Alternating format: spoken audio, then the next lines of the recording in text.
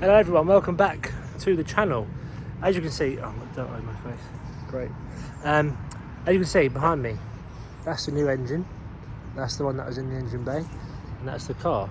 Now, updates. After the last time you saw me, yesterday I spent all day welding and cutting and making engine mounts. Didn't film many of it because when you're welding and you're cutting, the camera can't cope, you can't see nothing anyway.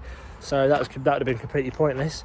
And I was kid free yesterday, so I wanted to do as much as physically possible in the day that I had to use. So yeah, I did a lot yesterday, done the engine mounts, put a diff back in, half shafts are back in, and now the engine's going to go in for one of the last times. It's going to have to come out or at least lifted to do the sump gasket because it doesn't actually have one, and the one I ordered is wrong, so I'm going to have to try and find one somewhere else. I'll get some help from somebody in that regards. But yeah, come with me as I put this new rebuilt engine in the engine bay and find out that my carbs won't fit and my exhaust manifold's wrong. So yeah, come with me to find out if that's going to happen.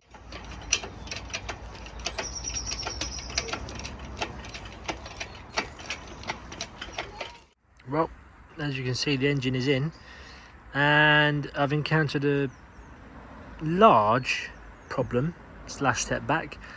As you can see, there's no cam cover on. First of all, that's because it didn't fit. The engine don't fit in the bay with the cam cover on. Maybe because the engine mounts are lifting the engine up at the front slightly, but it's level.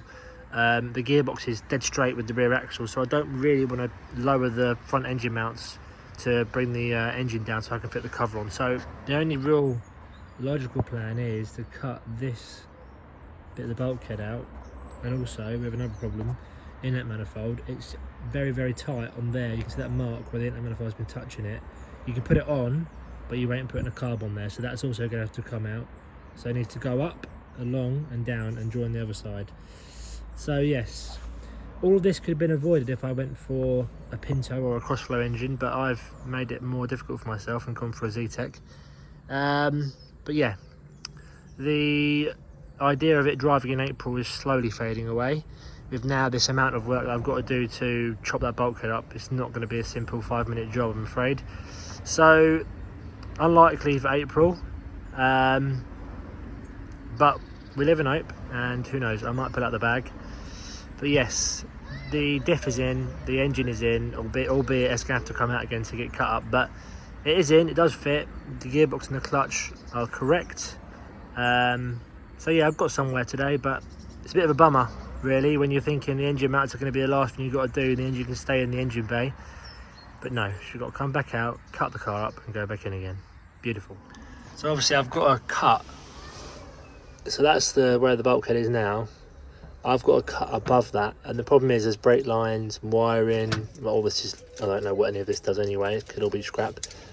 But yeah, I've got to be careful of obviously the master cylinder and stuff, it's all there, so you've got a problem. Might have to have a little think about that one. Now obviously the other option I have is to scrap the Zetec idea and go over Pinto or a crossflow. That is the other idea. I could do that and sell this engine and pay for a new one, but part of me thinks that I'm being defeated. I can't be defeated by a bit of cutting, a bit of welding, so I think we're going to stick with the Zetec idea. We will end up putting it in and getting it working. It's just tight, really tight space wise. I think if I didn't have the chassis mounts, it would be fine because it would be mounted to the cross member and I could just change the cross member for an Escort 1 or whatever, but this has got the multi-link suspension at the front, so I can't even change that because it means I have to change the suspension as well. Yeah, it's going to be a ball ache really, if I'm honest, because not only is it tight here, as you can see where it's been touching, it's also tight here.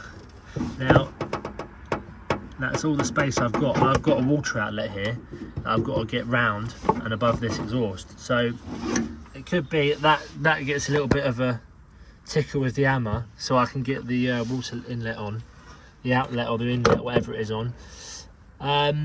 But yeah, other than that, like all the way around here is nice and tight, it fits nice and snug. The engine's not going anywhere at all with these mounts on. Again, this side, plenty of room. It's just, as you can see just how close the back of the block is to the firewall. It's ridiculous, really. So yeah, we've got a bit of cutting to do, a bit of fettling. Not the outcome I was hoping for, admittedly, but we did get the engine mounts made. The engine is in the bay, so we have sort of done one thing, although it has got to come back out to be cut up and then it can go back in again. But what I'm going to do now is I'm going to get the wheels back on the back so that we can roll it, because that is going into storage. That's going into storage, so this is going to go in that position, at least that way it's out of the way and people can get in and out of the driveway. I'm going to bring a big old extension with me next time I come down, start cutting it up, and bring the welder out, and then I can just weld it and cut it at the same time. So yeah, bit of a disappointing end to the day, but it is what it is. This is why it's a project and not a daily, because you can imagine if that happened on a daily car, that would be a real issue. But yes, we live and learn. I shall get that back together, and that'll be it for me today. I think I'm going to go home and chill out now. Well, back on the floor on all four wheels. It does actually look really good, even with the paintwork as it is. I quite like the way that it looks.